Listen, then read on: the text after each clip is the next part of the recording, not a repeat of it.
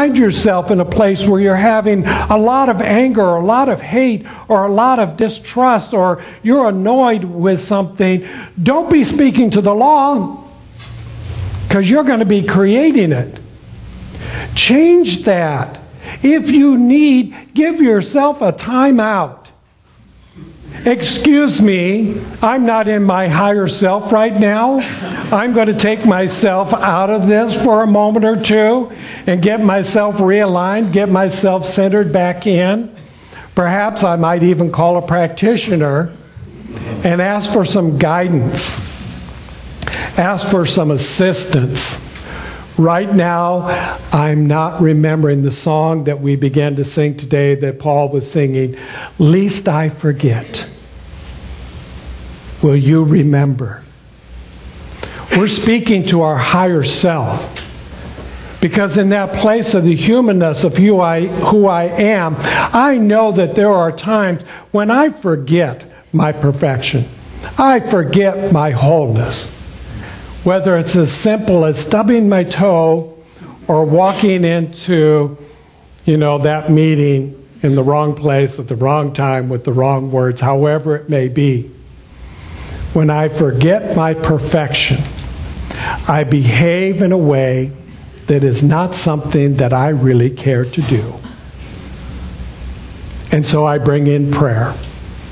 And it makes no difference what prayer you use, if you understand that there is an absolute law, and if you bring in the emotion of love. And then you have to think about, so where does it go? Who am I praying to? What am I praying for?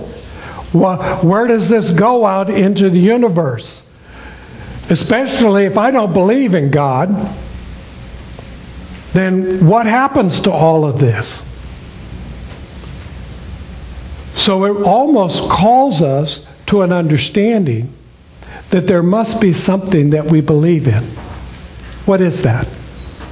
And you may want to ask yourself this until you find out. What is it that I believe in? Do I believe that there is a power and a presence? Do I believe that there is a universal conspiracy that is moving for my highest and greatest good all the time? Or do I believe in something less? It does not matter the prayer that you use. I have a wonderful prayer that I found that the Native Americans use. And I want us to do this today because we're moving into springtime, we're moving into a newness, we're moving into something else. And I thought, let's do a different prayer. So if you will just, go along with me at this time. I want to do this prayer. And you have to participate. You don't have to do anything. You can do whatever you choose. So, first thing we're going to do, we're all going to stand. And then we have to face east. So this is east, more or less. Okay. And here's the prayer that is given by Vera Derry, the 4 directions prayer. And I move it into 7. So, Creator, it is I. Thank you for today's sunrise, for the breath and the life within me, and for all your creations. Creator, hear my prayer and honor my prayer. As the day begins with the rising sun, I ask, Spirit Keeper of the East, Brother Eagle, be with me. Fly high as you carry my prayer to the Creator. May I have eyes as sharp as yours, so I am able to see truth and hope on the path I have chosen. Guide my step and give me courage to walk the circle of my life with honesty and dignity. And if you will, please turn to your right to the south. Spirit Keeper of the South, Wolf, be with me. Help me to remember to love and feel compassion for all mankind. Help me to walk my path with joy and love for myself and for others. For the four-legged, the winged ones, the plants, and all creation upon Mother Earth. Show me it is right for me to make decisions with my heart, Even at times, my heart becomes hurt. Help me to grow and nurture my self-worth in all ways. And again, turn to the right. Spirit keeper of the West, brown bear, be with me. Bring healing to the people I love and to myself. Bring into balance the physical, the mental, and the spiritual, so I'm able to know my place on this earth, in life and in death. Heal my body, heal my mind, and bring light and joy and awareness to my spirit. And then if you would turn to the north. Spirit keeper of the north, white buffalo, be with me. As each day passes, help me to surrender with grace the things of my youth. Help me to listen to the quiet and find serenity and comfort in the silence as they become longer. Give me wisdom so I'm able to make wise choices in all things which are put in front of me. And when the time for my change of worlds has come, let me go peacefully, without regrets, for the things I neglected to do as I walked along my path. And then as we look down, Mother Earth, thank you for your beauty and for all you have given me. Remind me never to take from you more than I need, and remind me to always give back more than I take. And then we look up above.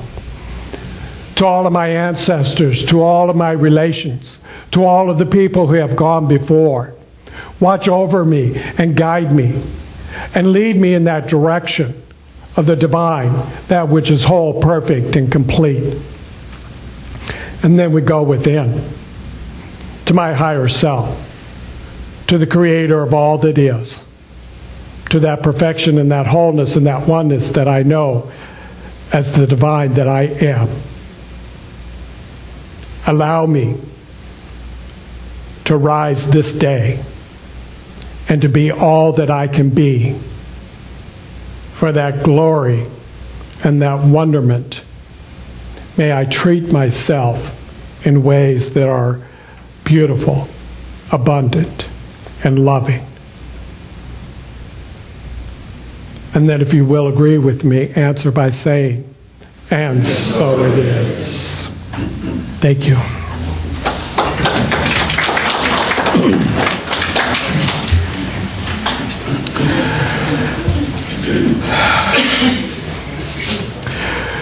So as we move through this Easter week, this Passover week, this month of prayer, I feel that it is only appropriate that we do a Passover prayer.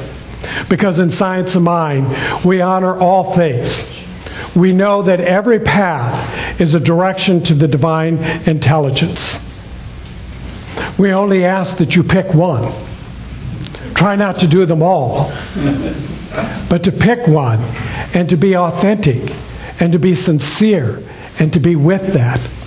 So I give you this Passover prayer. It's a few days early, but as long as I have you here.